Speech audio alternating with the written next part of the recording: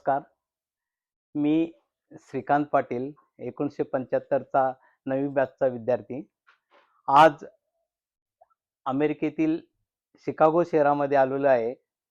कारण तुम्हाला सगळ्यांना माहीत आहे, की गेली 2 वर्ष आम्ही आपल्या विद्यानिकेतनमध्ये आम्हाला घडवणाऱ्या सर्व शिक्षकांच्या मुलाखती घेतोय. ते एक याना जीवन याना कळले हो या सदराखाली. तर त्या सदराखाली बऱ्याच शिक्षकांच्या मुलाखती झालेल्या आहेत. पण आपली एक शिक्षिका तिची मुलाखत राहून गेली होती. कारण त्या शिक्षिका सातासमुद्रापलीकडे कोल्हापूरपासून जवळ 13,000 किलोमीटर अंतरावर शिकागोमध्ये स्थिरावल्या आहेत.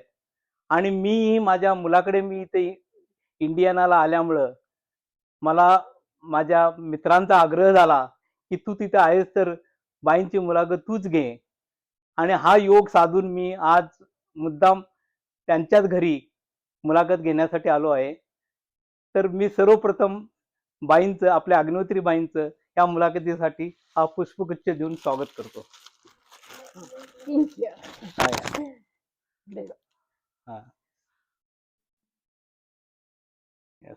Thank धन्यवाद बाई, तुम्ही आम्हाला वेळ दिल्याबद्दल. अरे नमस्कार मंडळी. आज श्रीकांतला बरेच वर्षांनी भेटून खूप छान वाटलं.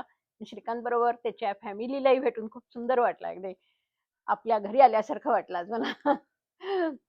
तर बाई, आपला जो प्रवास आहे कोल्हापूर पासून ते शिकागो पर्यंतचा, या सगळ्या प्रवासाबद्दल ऐकून घ्यायची आम्हा विद्यार्थ्यांना फार उत्सुकता लागून राहिली आहे. मला एक कुतूहल आहे, की तुम्ही कसं काय कोल्हापूर पासून येऊन इथं शिकागोमध्ये स्थिरावलाय. तर याबद्दल आम्हाला तुमच्या पहिल्यापासून प्रवासाबद्दल आपण चर्चा करूया. तर मला सांगा, की आपलं बालपण व शिक्षण कुठं झालं? माझं बालपण, माझं शिक्षण सगळं कोल्हापूरमध्येच झालं. माझ्या वडिलांची प्राथमिक शाळा होती. गणेश प्रासादिक विद्यालय. तिथे माझं प्राथमिक शिक्षण झालं आणि पुढचं सगळं शिक्षण प्रायव्हेट हायस्कूलला झालं. आणि कॉलेज राजाराम कॉलेज आणि नंतर एम ए माझं शिवाजी युनिव्हर्सिटीतून झालं.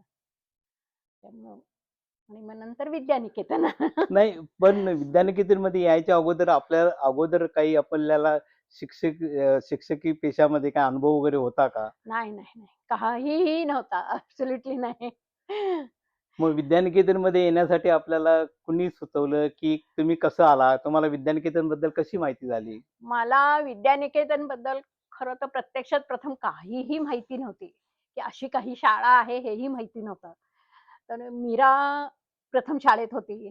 मीरा गेल्यानंतर मला कळलं, की असं-असं आहे आणि प्राचार्यांनी तिला सांगितलं होतं, की कोणीतरी तुमच्यासारखेच इथे यायला हवंय म्हणून. आणि आमच्या दोघींची करियर म्हणजे शाळेमध्ये आम्ही एकत्र होतो. ती माझ्या पुढे 2 वर्ष होती. कॉलेजलाही आम्ही दोघी तसे दोघींचे विषय तेच. संस्कृत घेऊन दोघीही आम्ही एम-ए झालो होतो आणि दोघींचे म्हणजे ऑलमोस्ट करियर सगळी एक बरोबरीने गेली. त्यामुळे मग मला ते गेल्यानंतर मला माझ्या वडिलांनी सांगितलं, की "जा तू काही हरकत नाहीये." पण आम्हाला माहिती नव्हतं, की अशी वसतिगृहासारखी शाळा आहे म्हणून. तर मग त्यानंतर मग प्राचार्यांच्याकडून मला बोलावणं आलं. माने साहेबांच्या बंगल्यावरती आणि मग तिथे काय तिथे आपली मुलाखत वगैरे घेतली गेली? तिथे इंटरव्ह्यू सारखं झालं. माझे वडील आले होते माझ्याबरोबर. पण तेव्हा फक्त दोघांच्याकडून एकच आलं, की आपल्याला जगन्नाथ शंकर शेट मिळवलीच पाहिजे म्हणून. आणि एवढी मोठे हे असिधाराव्रत आपण पूर्ण करू का? याची खरं शंका होती. पण प्राचार्यांच्यामुळं बऱ्याच गोष्टी सहज होत गेल्या. साळुंखे सर. या प्राचार्यांच्यामुळंच म्हणजे मी जे काही घडले शिक्षिका म्हणून त्याचं मूळ श्रेय प्राचार्य आणि मग तुम्ही मुलं आणि बाकीचा शिक्षक वर्ग. तर साधारण आपण किती वर्ष विद्यानिकेतनमध्ये शिकवला? मला वाटतं मी 2.5-3 वर्ष असेल. म्हणजे 2.5 वर्ष कुठल्या असेल. साली साधारण? साधारणतः मला वाटतं मी 73 ला आले. बरोबर आहे? तुला हो, माहितीच हो. आहे. कारण आम्हाला आणि तुम्ही संस्कृत वगैरे हो शिकवत होता. आणि 76 ला आमचं लग्न झालं. तेव्हा 76 मार्चला मी सोडले. मग 76 ला जेव्हा तुम्ही विद्यानिकेतन सोडून गेला, तेव्हा तुमचा शैलजा अग्निहोत्रीवरून तुमचा प्रवास अनुराधा जेरे, हां. अनुराधा अविनाश जेरे, अनुराधा विजय जेरे. अनुराधा विजय जेरे या. म्हणून सुरू झाला. तर या प्रवासाबद्दल तुम्हाला म्हणजे एकदम विद्यानिकेतनमधून तुम्ही डायरेक्ट लग्न झाल्यावर शिकागोला आला की? नाही, नाही. आम्ही लग्न झाल्यानंतर आम्ही पार्ल्याला होतो, विले पार्ल्याला. हां. त्यांचा जॉब तिथेच होता. हं, त्यामुळे आम्ही पार्ल्याला होतो. नंतर मग 77 मध्ये माझी मुलगी झाली. हं, मुलगी झाल्यानंतर मग मी पुण्यात राहिले होते. तर पुण्यामध्ये 1 वर्ष होते तेव्हा मला माझ्या घरच्यांनी म्हणजे माझ्या दीर-जाऊबाईंनी सांगितलं, की "नाही तुला बी कर तू घरी राहणार आहेस तर." हं. म्हणून मी तिथे पुण्यामध्ये बी केलं आणि मग नंतर आम्ही मला वाटतं 78 साली मी परत मुंबईला राहायला आले मग विलेपार्लेला. मग विलेपार्लेला मी पार्ले टिळक स्कूलला पण सबस्टिट्यूट टीचर म्हणून आणि मग नंतर 1 वर्ष मी फुल काम केलं. हं. किती वर्ष शिक्षक तिथे केलं? आणि ते 78 ते 78-79 असं साधारण ऑन ऑफ होतं. म्हणजे सबस्टिट्यूट कोणी गेल्या की कोणी बोलवायचे ते. आणि मग त्यानंतर मी 1-1.5 वर्ष सलग फुल टाईम टीचर म्हणून मग काम तिथेही केलं. संस्कृतच विषय शिकवायचा की? संस्कृत नाही. तिथे मराठी आणि इंग्लिश काही वर्गांचं इंग्लिश असं झालं. पण संस्कृतला माझ्याकडे एक विद्यार्थिनी यायची. आई ह्या आमच्या इथे शिक्षिका होत्या आणि ती तुमच्याबरोबर 10वीच्या म्हणजे 10वीला होती त्यावेळेला आणि तिला संस्कृतची आवड होते. तर तिला मी स्पेशल ट्युशन्स घेत होते. त्यामुळे मी संस्कृत तिला शिकवलं आणि ती अल्मोस्ट तुम्हा सर्वांच्या सारखीच होती. अतिशय हुशार मुलगी होती. विद्यानिकेतन मधली मुलं म्हणजे तुम्ही विद्यानिकेतनमध्ये शिकवलंय, 2-3 वर्ष शिकवला आणि नंतर तुम्ही मुंबईतल्या पार्ल्यामध्ये शिकवलं, पार्ल्यातील शाळेत. तर या मुलांच्या मुलांच्या बद्दल आणि त्या मुलांच्यात तुम्हाला काही फरक जाणवला, की शिकवण्याच्या हां, किंवा नाही समजून घेण्याच्या पद्धतीत वगैरे? नाही, फरक एवढा जाणवला ना, की विद्यानिकेतनमध्ये कसं होतं, की आपण घरात असल्यासारखेच होतो. हां. एक कुटुंब असल्यासारखं होतं सगळं. हं, म्हणजे शिक्षक म्हणा, विद्यार्थी म्हणा आणि इव्हन वहिनीसुद्धा, प्राचार्यांच्या मिसेस हं. वहिनीसुद्धा. त्यामुळं असं कधी वेगळेपण वाटलं नाही. सकाळ संध्याकाळ आपलं कधीही असलं तरी आम्ही तिथेच असायचं. तसं पार्ले टिळकचं नव्हतं. पार्ले टिळकला एकदा सकाळी जाऊन मी दुपारी आले, की ते तिथे संपलं जग तेवढं. आणि तेव्हा माझी मुलगी मितू ती पण लहान होती. त्यामुळे मी फार काही ॲक्टिव्हिटीजमध्ये भाग घेऊ शकत नव्हते. त्यामुळे म्हणजे विद्यानिकेतन हे घर झालं होतं. हे म्हटलं तर सासर झालं होतं. म्हणजे तुम्हाला नक्कीच फरक हो, हो. नक्की, नक्की. नक्की फरक नक्की जाणवला. फरक जाणवला होता. कारण तुम्ही गेल्यानंतर सुद्धा विद्यानिकेतनमध्ये एक प्रकारची एक पोकळी निर्माण झाली होती, अ, की तुमच्या म्हणजे काय असं, की आम्हाला माहीत आहे, की आम्ही 75 ला विद्यानिकेतनमधून बाहेर पडलो. पण नंतर सुद्धा बरीच वर्ष विद्यानिकेतननं आपली जी पत होती ती टिकवून ठेवली होती. हो, हो. नाही. आणि त्यामुळे विद्यानिकेतन हे एक असा शब्द होता, जे त्या कोल्हापुरात, की त्या शाळेतला आलेला विद्यार्थी हा नक्कीच चांगला हो. नावाजलेला विद्यार्थीच होणार पुढे, हो. असं सगळ्यांना वाटायचं. बरोबर आहे. तर मला पुढे सांगा, की तुम्ही विद्यानिकेतनमध्ये गेल्यानंतर सुद्धा विद्यानिकेतनमधील काही मुलांशी किंवा तिथल्या शिक्षकांशी काही तुमचे संबंध होते, की गाठी होत राहायच्या वगैरे काही असं काही? लग्नानंतर मी मुंबईला होते तेव्हा माझे आणि मंगल म्हणजे पोंक्षेबाईंचं जाणं-येणं आमचं खूप होतं. हां. ते पण दोघे यायचे, आम्ही येत जात होतो. नंतर मुंबईला ही मुलं जेव्हा शिकायला काही होती, म्हणजे उदाहरणार्थ गावकर होता, हं, वांद्रे होता, तर हं. ती मुलं अधनं-मधनं यायची. त्यामुळं म्हणजे असं शाळेशी कॉन्टॅक्ट कधी असं संपला असं झालेलं नव्हतं. हां. पण नंतर मग इकडे आल्यानंतर तर मध्यंतरी बरेच वर्ष काहीच नव्हतं, कोणापाशीच नाही. मग संजय रावांच्या कृपेनं परत सगळेजण एकत्र आलो. बरोबर.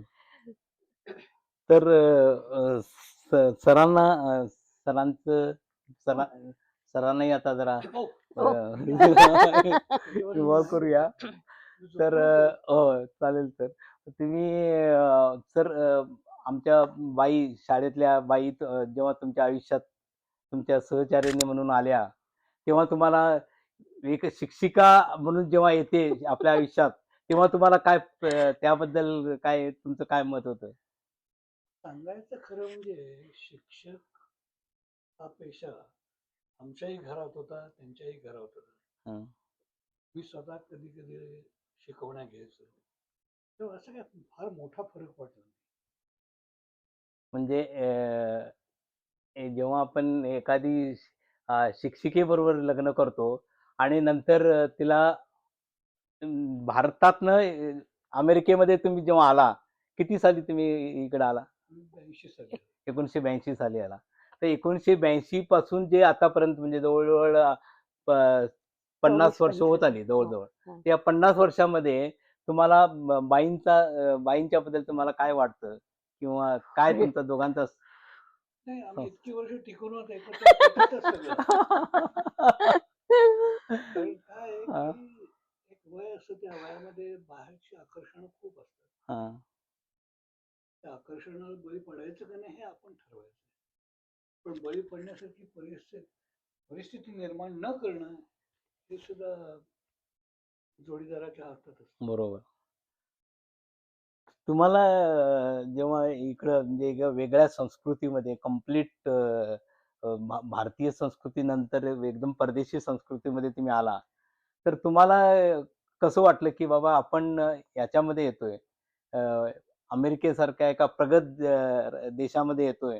तेव्हा तुम्हाला काय त्याच्याबद्दल म्हणजे पहिल्यांदा तुमच्या मनामध्ये काय दडपण वगैरे होतं का हो, अमेरिकेला हो. येताना? खूप दडपण होतं. महत्वाचं होतं काय, की इथे आल्यानंतर हं, एकतर सुपिरियरिटी हे असतो जो काही आपल्याला जाणवतो, हं.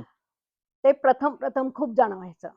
आणि नंतर आम्ही आलो त्यावेळेला रिसेशन होतं. खूप मोठं रिसेशन होतं. किती साली? 81 ला आलो आपण हां, 81 ला. हां. खूपच मोठं रिसेशन होतं. त्यामुळे जॉब वगैरे मिळणं सुद्धा खूप अवघड होतं.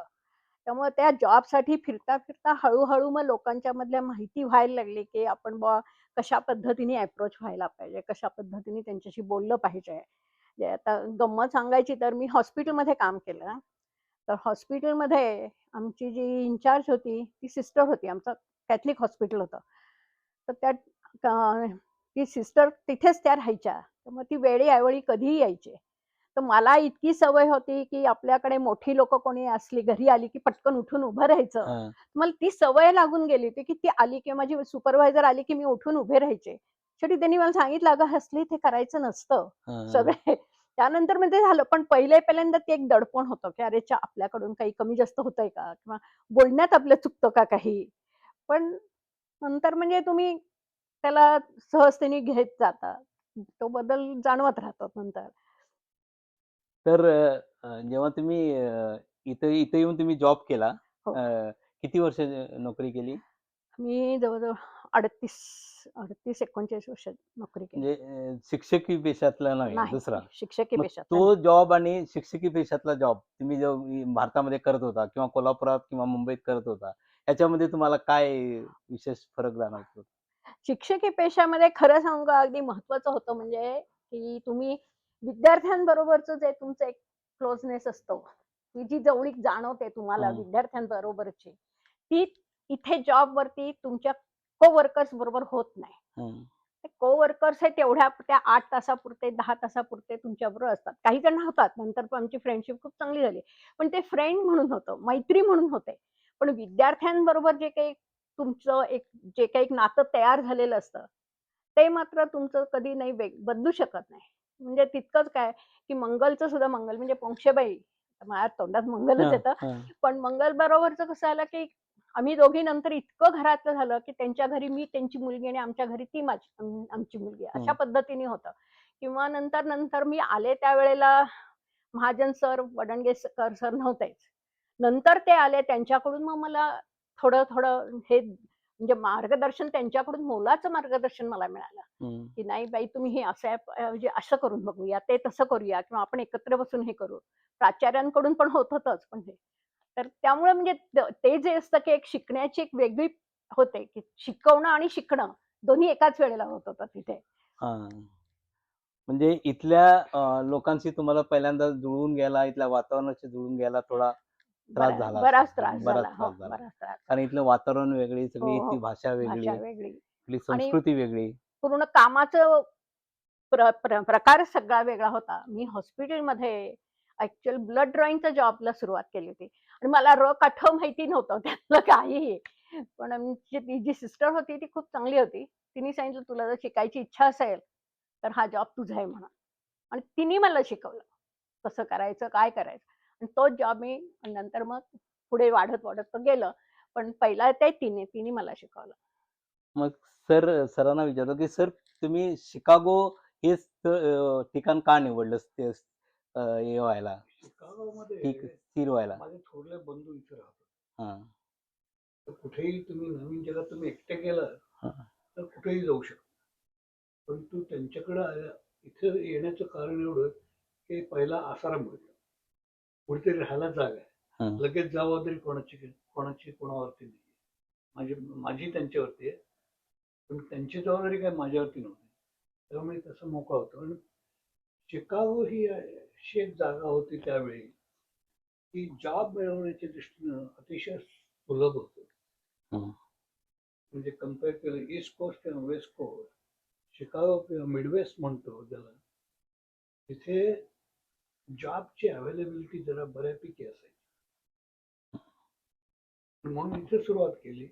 इथे सुरुवात केल्यानंतर एकदा तिथे रुळल्यानंतर आणि जॉबचं कसं होतं, एकदा जॉब मिळाला, मला एकच मी जॉब केला. 10 ठिकाणाहून इंटरव्ह्यू झाला, 10 ठिकाणी ऍक्सेप्ट केले. परंतु एका ठिकाणी ठीक आहे, कारण त्या कंपनीची काही नावं जी होती ती परिचित होती इंडियात असणं सुद्धा. म्हणून म्हटलं मी या कंपनीत काम करेन. पण त्या कंपनीत काम करायला सुरुवात केल्यानंतर म्हणजे काय, आपण कष्टानं काम दाखवलं ना की त्याच्याबद्दल त्या लोकांना तेवढं कौतुक पण होतं आणि बढती पण मिळत जाते. तर थोडक्यात मी सुरुवातीला अगदी लोअर लेवलला काम केलं, परंतु वर्ष 2 वर्षामध्ये मी सुपरवायझर आणि नंतर मॅनेजरच्या पोझिशनवर जाऊ शकलो. मग तुम्ही शेवटपर्यंत जॉबच करत राहिला की नंतर स्विच केला नाही, तुमचा मी बिझनेस जॉब वगैरे? दुसरीकडे खूप चान्सेस आले होते, पण मी कधी चेंज केलं नाही. हा तर मी अतिशय सावधगिरीने खेळतो. हा म्हणजे मी जास्त खूप मोठं व्हायचंय, खूप पैसे पाहिजे हा असं मी कधी केलं नाही. हा ते कधी कधी घरामध्ये बोललं जातं असं, प्रगती तेवढी नाही म्हणून. पण बाकीच्या बरोबरच्या लोकांनी मोठी मोठी त्यावेळी घरं घेतली, आम्ही छोटं घर घेतलं.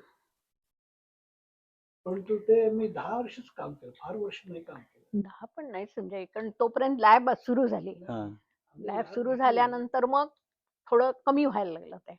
ते काय लोकांच्या ओळखीनं नाही, आम्हाला लकीली एक कंपनी मिळाली की जे ती विकायला होते. हा ते मी आणि एक माझे पार्टनर होते. हा तर आम्ही दोघांनी मिळून ती घेतली. त्यांनी फायनान्शियल केलं, मी टेक्निकल गोष्टी बघितल्या.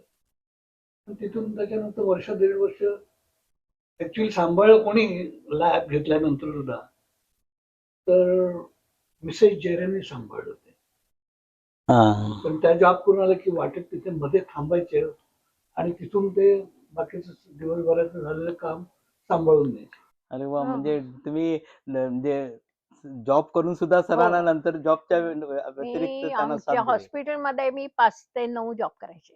हो 5 ते 9. 5 ते 9 हं. वीकडेज मध्ये आणि हं. वीकेंडला फुल. आणि मग 9 वाजता मग तिथून मी बस घेऊन इकडे यायची. वाटेत थोडं 1-1.5-2 ब्लॉक चालावं लागायचं. येऊन मग मी लॅबमध्ये थांबायचे आणि मग हे 3 वाजता यायचे. ते 3 वाजता आले की मग मी घरी यायचे. हं. कारण घरी मी तू एकटी असायची म्हणून. त्यामुळं असं दोघांनी मिळून ते कॉम्बिनेशननी सगळं सुरू झालं. मागच्या आपल्या मीटिंग मध्ये मी तुमच्या सरांना पण असंच सांगितलं होतं हां. की एकमेकांचा आधार असला, हेल्प असेल तर गोष्टी निभावून नेतो. हां. हा काय माझं एकट्याचं काही यश आहे किंवा अं, असा प्रकार नाही होत कधी. बरोबर. कारण नाही. पाठीमागे एक नोकरी चालू आहे, मी जॉब सोडून दिला आणि नोकरी नसेल तर करायचं काय, घर कसं चालवणार? बरोबर. त्यामुळे घर चालवण्यासाठी त्यांनी जॉब केला. मी जॉब सोडला कारण लॅब मला जरा वाढवता येते का बघण्यासाठी स्वतः कष्ट केल्याशिवाय कळलं नाही. व्हेरी म्हणून गुड. तिथे जॉब सोडून मी सुरू केलं. म्हणजे तो आता जॉब जो म्हणजे आता तुम्ही तुम्ही म्हणताय की लॅब तुमची आहे. म्हणजे कुठल्या प्रकारची, म्हणजे कसली लॅब आहे ती? ती इंडियामध्ये हा कॅलिब्रेशन हा प्रकार पूर्वी माहिती नव्हता. हां. शिकागोमध्ये आल्यानंतर मी क्वालिटी डिपार्टमेंटमध्ये, हां. त्यामुळे इन्स्ट्रुमेंटला कॅलिब्रेशन करून लागतं त्याची जाणीव झाली. ते करता करता काही कॅलिब्रेशन लॅब बरोबर माझे संबंध आले. हां. आणि ते इन्स्ट्रुमेंट कॅलिब्रेशन म्हणजे तुम्ही जी इन्स्ट्रुमेंट वापरता त्या इन्स्ट्रुमेंटला ट्रेसेबिलिटी लागते. तुम्ही जे रिझल्ट प्रोड्यूस करता हम्म. ते नॅशनल लेवलला ट्रेसेबल आहेत. ते ट्रेसेबिलिटीसाठी म्हणून कॅलिब्रेशन आउटसोर्स करावं. हा. इन हाऊस सुद्धा करता येतं, परंतु मग त्याची स्टँडर्ड अमुक बऱ्याच गोष्टी आहेत, त्या सुद्धा तुम्हाला बाहेरनं करून घ्याव्या लागतात. हा. तर नॅशनल ट्रेसेबिलिटीसाठी म्हणून कॅलिब्रेशन लागतं. कॅलिब्रेशन सुरू केल्यानंतर इथं त्याला जाणीव आहे की क्वालिटीला या गोष्टी पुरस्कार. हा. बऱ्याच वेळा काय होतं की काही कंपन्या जुन्या असतात, इंडियात हा प्रकार नव्हता हो बरोबर. अंटिल ISO सिस्टम सुरू झाली त्याच्यानंतर लोकांना कळायला लागलं की कॅलिब्रेशन हा एक वेगळा प्रकार आहे. आणि काही काही कंपन्यांनी मग नंतर ते म्हणजे हे केलं, कंपल्सरी कॅलिब्रेशन करावंच लागलं. सर्टिफिकेशन करून पाहिजे असेल, तुम्हाला इंडियातनं कुठे बाहेर पाठवायचं असेल युरोप किंवा हो. बाकी कुठल्याही कंट्रीला, तर तुम्ही ISO सर्टिफाईड असाल तर तुम्हाला ते पाठवता येतं. बरोबर. पण हा प्रकार इथे पूर्वीपासून थोडा होता, पण नंतर तो इतका वाढला की ISO सुद्धा हे सगळं, जसं भारतीय लोकांना किंवा आपल्याला दोघांना नवीनच होतं, परंतु इथं प्रसार जास्त झाला त्याचा. आणि त्यामुळे इथल्या बऱ्याचशा कंपन्या ज्या गव्हर्नमेंटला सप्लाय करतात, मिलिटरीला सप्लाय करतात, कुठेही हा. ते एकमेकांचे ते विसंबून असतात. आणि कॅलिब्रेशन हे ट्रेसेबिलिटी लागते, पण त्याचबरोबर सर्टिफिकेशन पाहिजे. त्याचं सर्टिफिकेशन आहे ज्या कंपनीचं त्याला काम लगेच मिळतं. त्यांचं नाही, त्याच्यासाठी कंपन्यांची लोक ऑडिट करायला येणार तुम्हाला, मग ते ठरवणार तुम्हाला जॉब देणार का नाही. बरोबर. म्हणजे तो जो तुम्ही आता व्याप केलं, म्हणजे जो तुमचा कॅलिब्रेशनचे जे वगैरे तुम्ही आता बघताय बिझनेस वगैरे, तर तो आता तुम्ही म्हणजे आता वाढवला आहे की आता ते जरा आवडता घेत आलाय? आवडता घेतलाय. कारण काय आहे की या पर्टिक्युलर कोविड नंतर माणसं मिळत नाही. हा. माणसं मिळतात, क्वालिफाईड माणसं मिळतात. आणि क्वालिफाईड माणसं पाहिजे असेल तर पैसा भरपूर द्यावा लागतो. तर आम्हाला त्याबरोबर रिटर्न मिळतो का कंपनीकडनं? आम्ही त्यांच्यासाठी म्हणून दुसऱ्याच्या प्राइसेस वाढवल्या, आम्हाला कोण जॉब देईल? कारण नॅशनल बेसिसच्या कंपन्या खूप आहेत, कॉम्पिटिशन प्रचंड प्रमाणात आहे. थोडक्यात आम्ही हळूहळू आवर्त घेतोय. हा. ते आहेत, ते रिलायबल कस्टमर आहेत, तेवढे तेवढे ठेवून. माणसं बरोबर. जास्त काही करायची नाही. बरोबर. ठीक आहे, आपल्याला पोटा पाण्याला मिळतं तेवढं पुरेसं. बरं. आम्ही मिलियन होण्यासाठी धंदा सुरू केला. हा. नाही म्हणताय, पैसे माणसानं म्हणून नाही सुखी- केलं. या. बरोबर, पॅशन म्हणून केलं पैसे म्हणून पाहिजे. नाही. हो, पैसे म्हणून नाही. नाही. आपण कुठपर्यंत म्हणजे आपण हे ठेवायचे आणि सुख म्हणजे माणसाला कुठपर्यंत कळलं पाहिजे माणसाला की सुख कुठे काय असतं, कुठं थांबायचं, थांबायचं असतं. कुठे थांबायचं. जिथं त्याला जे कळतं तो ते माणूस जीवनात यशस्वी होतो. हं. आणि तुम्ही शिकागो सारखं शहर निवडलं आणि या शिकागो शहरामध्ये आपण राहताय, तर या शिकागो शहराशी ते भारताचे किती म्हणजे जवळजवळ 132 वर्षापूर्वी स्वामी विवेकानंद शिकागो शहरामध्ये आले होते. आणि त्यांनी जेव्हा अमेरिकन सिस्टर्स अँड ब्रदर्स म्हणून जेव्हा आपल्या भाषणाला धर्म सुरुवात परिषदेमध्ये सुरुवात केली, तेव्हा लोकांचा म्हणजे तिथे 7,000 लोक जी उभी म्हणजे होती, त्यांच्या टाळ्यांचा कडकडाट झाला. आणि ती ज्यांनी 11 सप्टेंबर 1893 ते त्यांनी भाषण केलं. आणि 11 सप्टेंबर ही तारीख आमच्या बाईंचा वाढदिवस आहे. त्यामुळे आम्ही असं लक्षात ठेवलेलं आहे की ज्या दिवशी स्वामी विवेकानंदांनी आपलं इथं भाषण दिलं त्या दिवशी आमच्या बाई जन्मल्या. हो, त्यामुळं आम्ही त्याचबरोबर हा. 9/11 इथे जे झालं जे झालं त्यामुळे जग सगळ्यांना हो, जगामध्ये बरोबर. सगळीकडे या. बरोबर.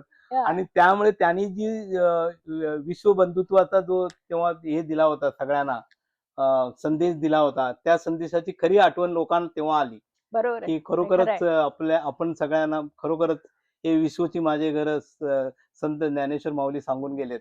हो, ते हो. त्याचा खरा प्रत्यय स्वामी विवेकानंदांनी इथे येऊन इथे लोकांना येऊन सांगितला. सांगितलं. आणि ते लोकांना आता हळूहळू माझ्या मते पटायला लागले. इथं तो आमचा विरोध आहे. हा.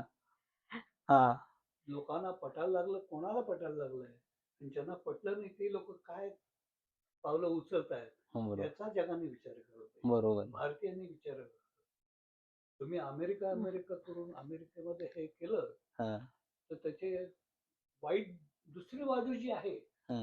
ती आता तुम्हाला दिसायला लागली असेल कदाचित. हो आत्ताच्या अजून ह्याच्यामध्ये कळत नाहीये, बरोबर बरोबर हा अजून कळत नाहीये लोकांना की इथं काय चाललंय. बरोबर इथे अत्यंत अवघड परिस्थिती होणार आहे जर हे असंच कंटिन्यू राहिलं तर. राहिलं तर त्यामुळे लोकांनी वेळीच जागं झालं जागं पाहिजे व्हायला जागं हवंय, झालं पाहिजे. जागं नाही व्हायला म्हणजे हवंय. अमेरिका एक प्रगत आहे ठीक आहे, परंतु हीच लोक या देशाला खाली मागासलेले करायचा प्रयत्न चाललाय. बरोबर हे तुम्ही बातम्या वाचता, तुम्ही हे बघता सगळ्या गोष्टी, बरोबर म्हणून मी बोलतो. बरोबर आता तुम्ही उदाहरण घ्यायचं तर सगळ्याच क्षेत्रामध्ये बरोबर. तर आपला हा म्हणजे बिझनेस मधला प्रवास आम्ही ऐकला. तुमचं कौटुंबिक परिस्थिती कौटुंबिक काय आपलं म्हणजे कौटुंबिक लग्नानंतरची काय तुम्हाला किती मुलं मला वगैरे काय? मला मला एकच मुलगी आहे. हा तिचं नाव मैत्रेयी, पण आम्ही तिला म्हणतो मितू. मिठू. सगळे तिला मितू म्हणूनच ओळखतात. हा तर तिचं लग्न झालेलं आहे. ती ओहायोला असते. हा तिला 3 मुलं आहेत. आता मुलं पण मोठी झाली आहेत. हा नातवंड मोठी झालीत. नातवंड मोठी आहेत. एक मोठा आहे तो 22 वर्षाचा, मग 18 वर्षाचा आणि हा मुलगी आता नात माझी धाकटी आमची 13 वर्षाची आहे. हा नंतर ते आता पोरं सगळे सेट झालेले आहेत त्यांचं. म्हणजे इकडे जेव्हा नातवंड येत असतील म्हणजे पूर्वी येत होती तेव्हा घर वगैरे गजबजून हो, जायचं. त्यामुळेच तर मोठं घर घेतलं ना. हो आता ते घर खायला उठतंय आम्हाला. बरोबर. आता या घरामध्ये तुम्ही दोघं दोघे आहेत फक्त. बरोबर. तर पुढचा तुमचा आणखी काय आयुष्यात पुढे पुढे काय प्लॅन्स आहेत काय म्हणजे काय करायचं आता ठरवलं तर वगैरे? काही तसे काही ठरवलेलं नाहीये. एकदा आता बाकीचं म्हणजे तशा ह्याने काही आम्ही अजून विचार पण नाही केलेला. एकदा आता पुढे काय करायचं अजून परत पूर्ण तुम्हाला कोल्हापूर किंवा सरांचं पुणे खुणवतंय का? की परत एकदा खुणावतं सगळंच रे. पण काय आहे ना, की इथे काय आहे, तुम्ही एकदा इथे आलात हां, आणि तुम्ही एकदा तुमचं थोडंसं बस्तान बसलं, हां, की आपल्याकडे म्हणतात ना, की तुमचे पाय हळू त्यामध्ये रोवले जातात. हां, तसं होतं. हां, मग मुलं झाली, की त्यांचं शिक्षण येतं. मग शिक्षण आलं, की मग त्यासाठीचे त्यांचं ते लोन काढतात. मग किंवा तुम्ही काढता. मग ते लोन येतं. मग घराचं लोन येतं. मग ते फेडायचंय, हे करा. त्यामुळे तुम्ही एक करत त्या आतमध्ये जाता. आणि मग त्या चक्रव्यूहातून सुटणं फार अवघड होतं. फार अवघड आहे. आणि सध्या आम्ही तेच म्हणतो, आपली परिस्थिती त्रिशंकूसारखी झाली आहे. हां, आपण धड तिकडेही नाही आणि धड इथलेही नाही आहोत. हं. कारण अजून इथे सुद्धा राहिलो तरी आम्ही आमच्याकडे बोलताना आम्ही आपलं काहीतरी भारतातला विषय निघाला, की अरे आपल्याकडे असं असतं. अजूनही आम्हाला इथे राहून सुद्धा इथलं आपलं वाटत नाही. आम्ही हां, अजूनही अरे आपल्याकडे आपण असं करतो नाही, आपल्याकडे असं असतं. हां. ते मातीचं जाणारं नाहीये. बरोबर. हं, मातीचं नातं आहे. देशाबद्दल तर तेच काही मातीचं वाटतच नातं नाही. असतं ते. हं. ते सुटणार नाही बरोबर. आणि नाही सुटून देऊ नये. बरोबर. आपण अमेरिकेत गेलो म्हणून अमेरिकन झालो असं नाही. नाहीये. बरोबर. आणि अमेरिकन जरी झालो तरी भारतीय लोकांच्या ज्या चांगल्या गोष्टी आहेत आणि बरोबर. आता वय जसं वाढत जातं तसं लक्षात येतं की आपल्याला इतिहास आणि हे इतका प्रचंड मागं नेणारा आहे. आपल्याकडे जे ज्ञान आहे, जे ज्ञान होतं त्या मानाने इथं काहीच नाहीये किंवा काहीच नाहीये आणि ते आपलं आहे म्हणून जगभर त्याच्या दवंडला पेटवला जातो. बरोबर. या ज्या आपण ज्या अनौपचारिक गप्पा मारल्या अ, तुम्ही वेळात वेळ काढला, मीही मला वेळ मिळाला येस. आणि मी इथं आलो. तर तुम्हाला आमच्या विद्यानिकेतनच्या मुलांना काय सांगायचं वगैरे आहे, तर तुम्ही या मुलाखतीद्वारे तुम्ही त्यांना एक हो, संदेश देऊ शकता. हो. कारण तुमच्या मुलाखतीची आमचे सगळे विद्यानिकेतनीय मित्रमंडळी, मित्र-मैत्रिणी नाही रे, वाट पाहत आहेत. विद्यानिकेतन हा एक भाग असा होता ना, की जसं मी मगाशी तुम्हाला सांगितलं असं, की शिक्षक म्हणून माझ्याकडे पहिल्यांदा तर काहीच नव्हतं. म्हणजे या बाकीच्या सगळ्या तिथल्या शिक्षकांच्या तुलनेने माझ्याकडे काही नाही. मी कॉलेजमधनं बाहेर पडले ते शिकवायला म्हणून आले. पण शिक्षक मी घडवत होते त्याच्यापेक्षा मला तुम्ही सगळेजण घडवत होतात. तुमच्या सगळ्यांच्या बरोबरीने म्हणजे तुम्ही शिकत होतात त्याच वेळेला मी पण शिकत होते. मला शिकवण्याचं काहीच नव्हतं. म्हणजे आमच्या प्रायव्हेट हायस्कूलमध्ये शिक्षक दिनाला एक प्रकार असायचा, की मुलांनी शाळा चालवायची. हं. त्यावेळेला मला खूप आवडायचं, की दुसऱ्या वर्गामध्ये जाऊन शिकवायला वगैरे. पण वडिलांची शाळा असून पण मी वडिलांच्या शाळेत कधीच शिकवलं नव्हतं. पण समहाऊ काय माझं आणि विद्यानिकेतनचं काहीतरी नातं आहे पहिल्या गेल्या जन्माचं. त्यामुळे म्हणून म्हटलं की तुम्हा विद्यार्थ्यांच्यामुळेच म्हणा, काही म्हणा, पण विद्यार्थ्यांच्या ह्याच्यातूनच मला ती एक स्फूर्ती मिळत गेली, की आपल्याला आणखीन पुढे जायला पाहिजे, आणखीन. आणि तुम्ही लोकांनी जे काही प्रेम दिलं, ते म्हणजे खरोखर विद्यानिकेतन हे एक माझं मी नेहमीच यांना म्हणते, की म्हणजे मी तू जन्माला आली तेव्हा म्हटलं मला एक खूप आनंद झाला. तसंच म्हटलं एक विद्यानिकेतन हे एक माझं एक माझ्या मनातलं एक सुंदर स्वप्न आहे, एक सुंदर जग आहे आणि ते तसंच राहावं ही माझी इच्छा आहे. चांगल्या शिक्षकांनी केलेल्या आठवणी किंवा आमच्यावर ज्या आमच्या मनात ज्या कायम राहिल्या आहेत, त्या कधीच पुसल्या जाणार नाहीत. कारण चांगल्या शिक्षकांनीच आम्हाला घडवलंय. या पायामध्ये जे बळ आणि पंखामध्ये जे आम्हाला बळ मिळालेलं आहे, ते फक्त या शिक्षकांच्या आशीर्वादानं आणि तुम्ही जे आमच्यावर जे म्हणजे दिवस-रात्र जे आमच्यावर प्रयत्न केले, त्यामुळेच आम्ही आज इथं उभा आहे, इथपर्यंत पोहोचलो आहे. आणि याची जाणीव आम्ही कायमच ठेवत राहीन आणि अ, विद्यानिकेतनचे आणि आपले ऋणानुबंध असेच राहतील असेच राहते. याची मी तुम्हाला सर्व माझ्या मित्रांच्या शाळेच्या वतीनं मी तुम्हाला खात्री देतो आणि तुम्हाला दीर्घायुष्य लाभो आणि तुम्ही परत जेव्हा केव्हा कोल्हापूरला याल किंवा पुण्याला याल आपण तेव्हा नक्कीच तिकडे नक्की, भेटू. नक्की भेटू. अ, नक्की भेटू. म्हणून तुमचं मी मनःपूर्वक स्वागत करतो. परत एकदा आणि तुमचे आभार मानतो आणि हे तुम्हाला मी अरे वाह! हे देतो मी. खूप सुंदर. अ, खूपच